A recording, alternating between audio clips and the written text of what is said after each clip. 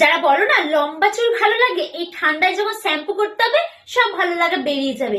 মানে মানুষের 3 দিন 4 দিন 5 দিন স্নান করছে না, আর আমার এই চুল নিয়ে সপ্তাহে 2 দিন করে শ্যাম্পু করতে হচ্ছে।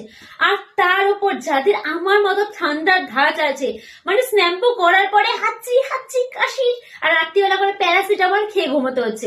মানে কি জ্বালাতন। এবার তোমরা অনেকেই ভাববে তাহলে চুল কেটে ফেলছো না কেন? গাইস, ওটাই তো সমস্যা। মানে প্রত্যেকদিন ঠিক করে যে এইবারে চুলটাকে গিয়ে একদম ছোট করে আসবো।